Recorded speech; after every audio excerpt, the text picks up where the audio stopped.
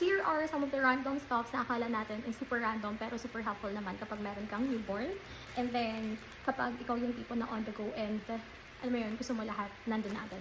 So, first thing is this diaper caddy from S-App. So, nabili ko to ng 219 pesos. So, malaki na siya. Ayan. Ang bala ko dito, ilalagay ko dito yung diapers niya, yung wipes niya, dry cotton wipes, and then some of the changing sprays and yung mga things niya for the bum.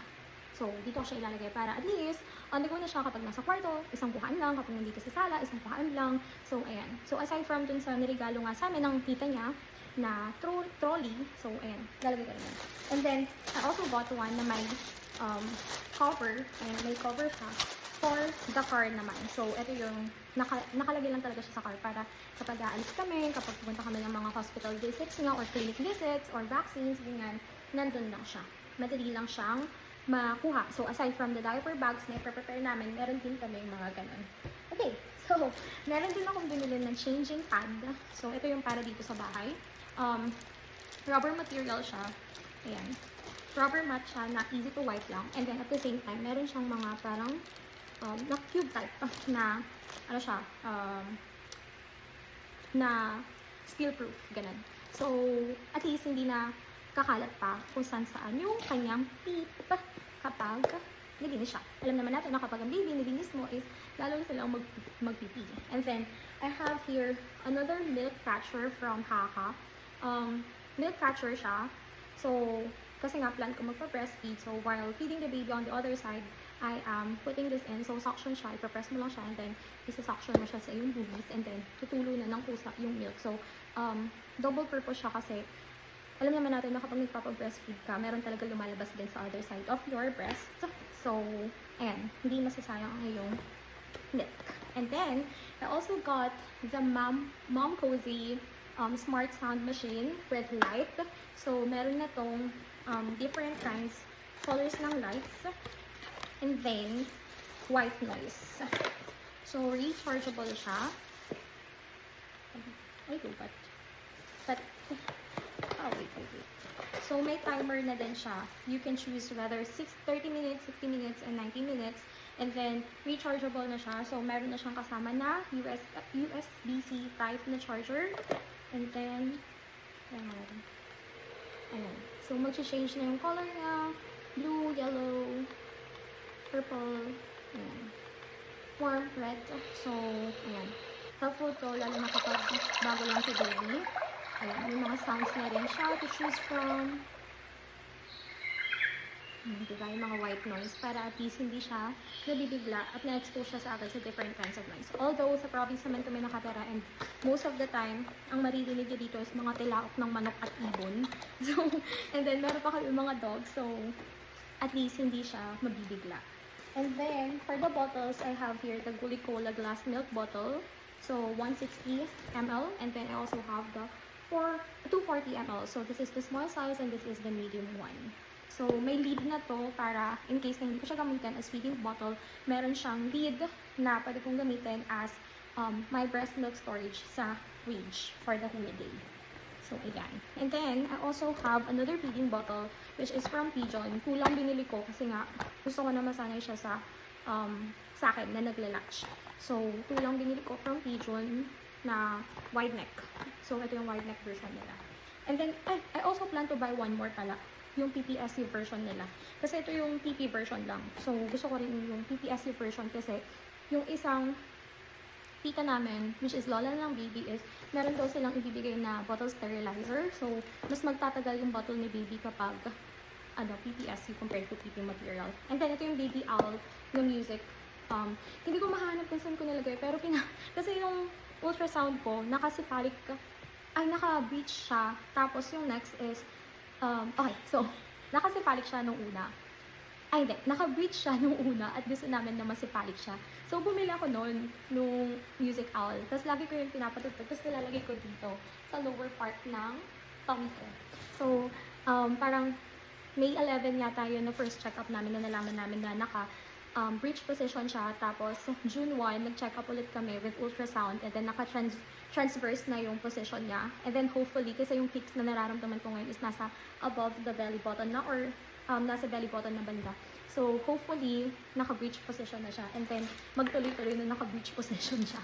So feeling ko super helpful na, nakakatulong siya kasi naririnig nga siya ng baby. And then, this is my perennial bottle. So, ito yung portable bidet na dadalhin ko sa hospital. Kasi nga gusto ko normal delivery, so as much as possible, i-ready ko na yung mga items for normal delivery. So, I have here my perennial bottle.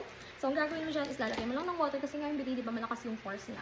So, ayan, lalagay mo lang dyan and then you can control it. And at the same time, pwede ko siyang lagyan ng betadine na feminine wash na pang red days. So, para magaling agad yung ating alam mo na.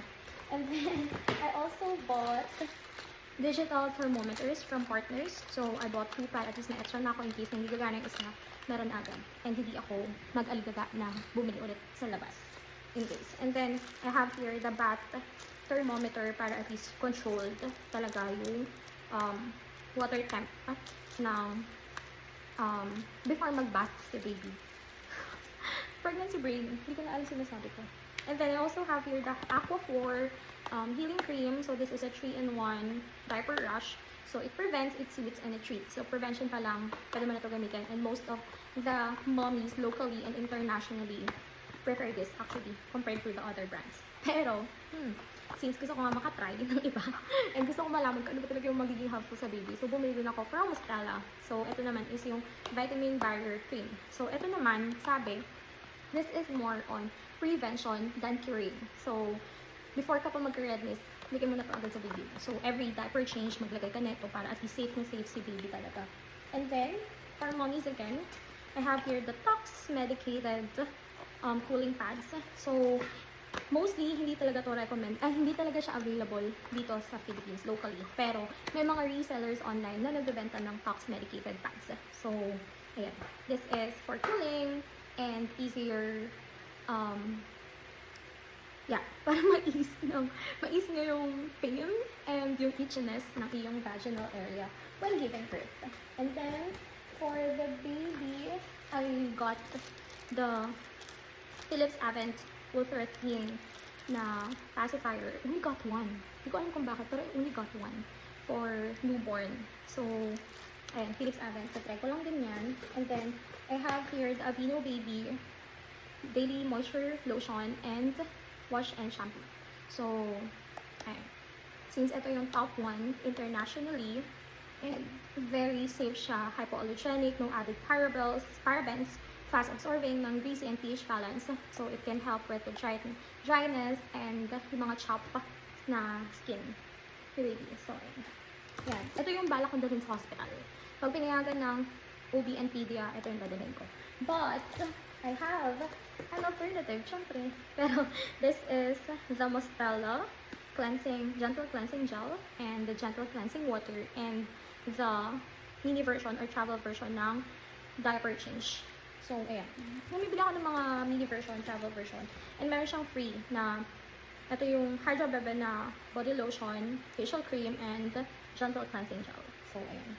Free dun sa trial pack. And then, I have here the Lancino nipple cream. So, para maiwasan natin yung mga sore and crack nipples and dry skin. So, apply natin to during or before or after ka magpaano. I don't know actually kung before or after. Pero, gamitin natin. Ito nakuha ko to sa Pigeon na shop sa S-App. So, and then, ito free na Huggies. Hindi ko alam din ito mapupunta. Pero, ano to eh? Ano bang to? Size. Wait. Pero, XL. XL size. So, ilang months ko pa siya nihintayin bago ko magamit.